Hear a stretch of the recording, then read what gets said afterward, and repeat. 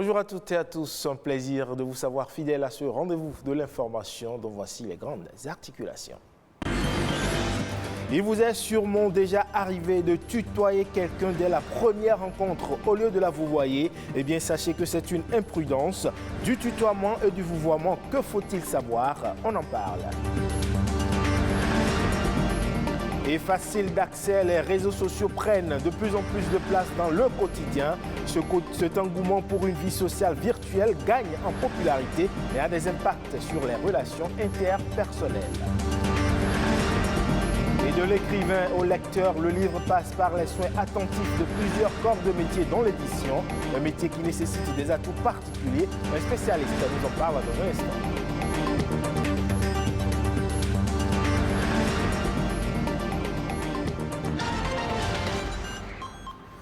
Merci à vous de nous préférer. 1er avril 2023. Comme chaque année, eh bien, le monde de l'humour et de la blague est en ébullition. C'est la journée internationale de la blague, plus connue comme étant la journée du poisson d'avril. À l'origine de l'expression poisson d'avril, cette pratique qui consistait jadis à accrocher un poisson en papier dans le dos de quelqu'un sans qu'il s'en aperçoive dans le seul but de se moquer de lui. Une journée unique au cours de laquelle il est permis de se jouer des tours, de faire des cadeaux ridicules, des tromperies, des farces, des petites blagues et des messages trompeurs. Il est donc courant en ce jour de faire des canulars téléphoniques ou de diffuser des informations fausses mais crédibles dans la presse.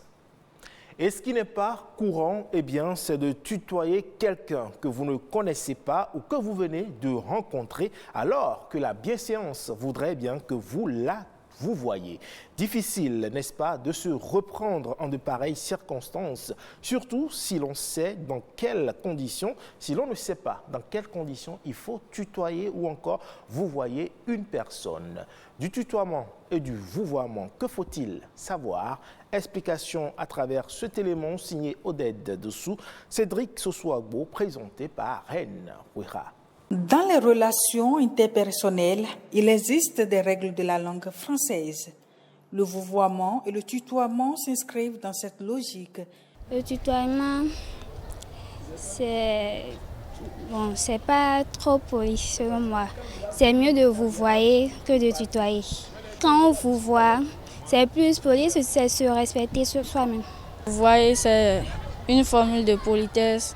De manière générale, le vouvoiement est un signe de respect et de politesse envers son interlocuteur. Le tutoiement, quant à lui, est une marque de proximité, d'intimité ou de familiarité. C'est une question d'éducation et de société, d'organisation, n'est-ce pas, de chaque société. Nous, dans notre milieu, là où moi j'ai été éduqué, on ne peut pas tutoyer un supérieur. On nous a appris à vouvoyer. Le fait de tutoyer, là, ça permet de prendre alors l'adulte comme son ami, d'être plus proche, d'être plus intime avec ses parents, mais ce n'est pas compris de la même manière partout. Donc c'est pour cela que ça dépend du milieu, ça dépend aussi de l'éducation qu'on veut donner alors à ses enfants. Si tutoyer ou vouvoyer apparaît comme une norme sociale, aujourd'hui, l'usage du tutoiement est de plus en plus répandu. La langue française évoluant, ces règles sont devenues un peu moins rigoureuses. Oui, il m'arrive même parfois en classe. Je vois certains élèves, me tutoyer. Dans certains types de milieux, ce n'est pas un problème. Surtout s'il y a déjà l'amitié, s'il y a déjà une symbiose, s'il y a déjà la relation qui a déjà duré, il n'y a pas de problème à tutoyer. Mais une nouvelle personne qu'on ne connaissait pas, il faut toujours vous voir cette personne d'abord et après maintenant, le tutoiement peut se mettre en place. En bref, il est préférable de s'assurer de la disposition d'une personne à être vouvoyée ou tutoyée avant de le faire. L'emploi de cette distinction grammaticale est subtil et souvent subjectif. Et alors que l'une des forces des réseaux sociaux est de briser la solitude, il mène malheureusement à accentuer l'isolement de plus en plus.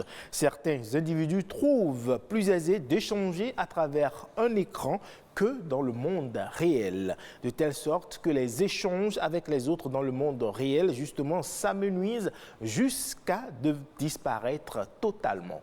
Deo Gracia Somakbo aborde le sujet à travers ce reportage présenté ici par Sabirat Ao.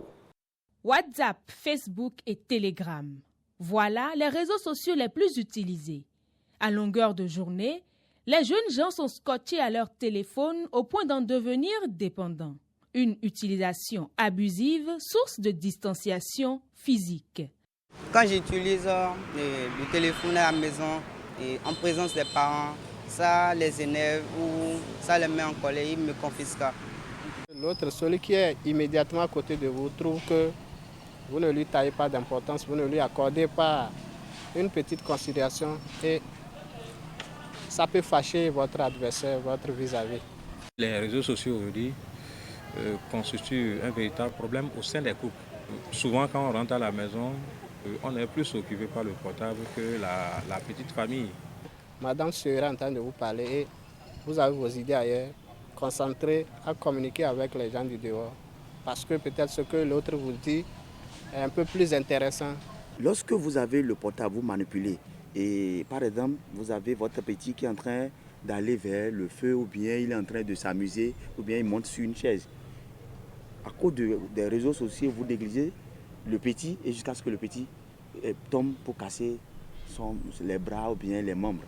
Si les réseaux sociaux permettent de pratiquer une forme de sociabilité en ligne, elles diminuent malheureusement la qualité des relations saines que l'on construit face à face.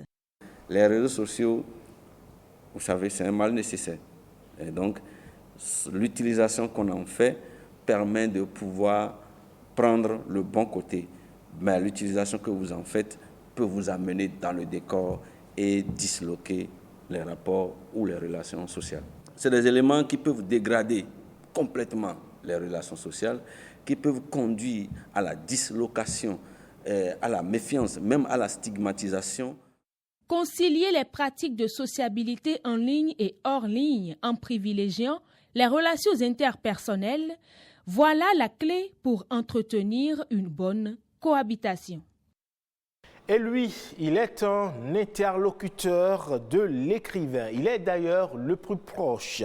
L'éditeur est en quelque sorte un professionnel du livre dont la fonction est d'encadrer la sortie d'un ouvrage en veillant aux différentes étapes de sa conception. Il est considéré à la fois comme un lecteur et un promoteur du livre. Ce travail nécessite un savoir-faire particulier. Explication ici avec Anissé Menyi-Beto. Il est éditeur. Un éditeur de livres, c'est quelqu'un qui, en réalité, a une formation littéraire de base, d'accord, et qui a complété cette formation littéraire par une formation d'éditeur, c'est-à-dire de gestion d'une maison d'édition. Voilà celui qu'on peut appeler un éditeur.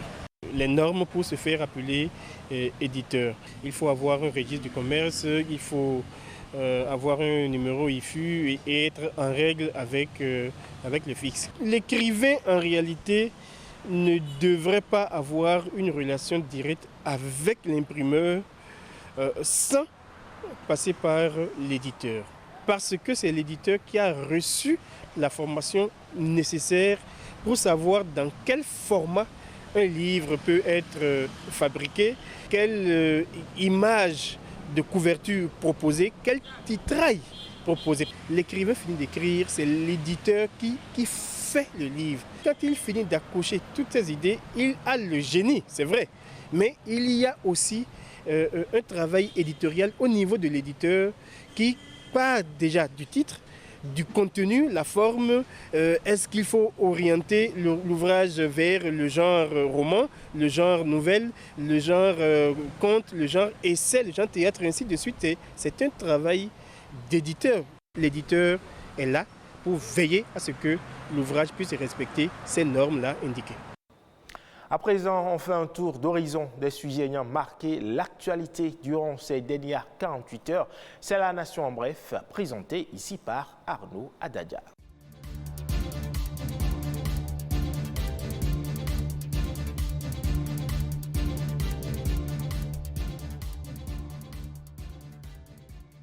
C'est désormais officiel. La phase de composition du concours de recrutement de 30 internes des hôpitaux et les fonctionnaires de l'État démarre finalement le 11 avril et prend fin le 21 avril 2023.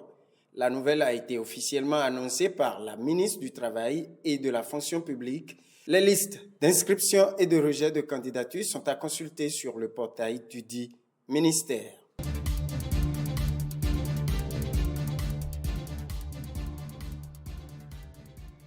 La coopération franco-béninoise se renforce. La secrétaire d'État française auprès de la ministre de l'Europe et des Affaires étrangères chargée du développement de la francophonie et des partenariats internationaux, Chrysoula Zacharopoulou, a visité ce jeudi la place Vaudou à Vincent, réhabilitée dans le cadre du projet Porte Novo Ville Verte. Il s'agit d'un projet initié par le Conseil communal et financé par l'Agence française de développement. Évalué à 6,232 milliards de francs CFA, le projet a permis, entre autres, de réfectionner les toits des couvents et temples Zangbeto, les murs et toits défectueux des maisons bordant les places traditionnelles vaudou, grâce à la contribution d'artistes béninois. Des attributs vaudou et de l'histoire des sites ont été représentés sur les murs.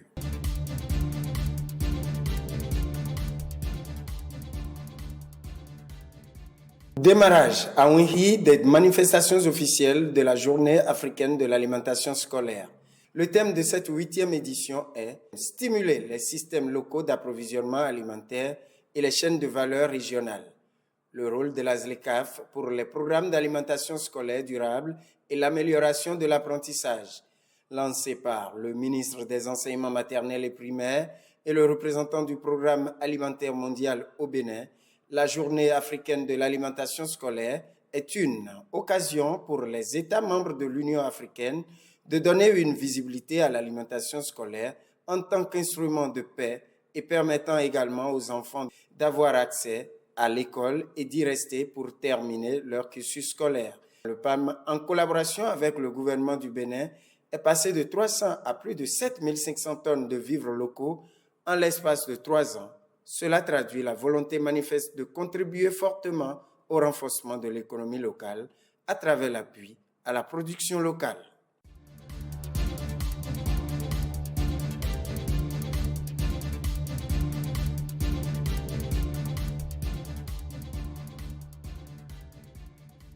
Et ce sera tout pour cette édition que vous pouvez retrouver sur toutes nos plateformes digitales. Merci pour votre aimable attention. À très bientôt.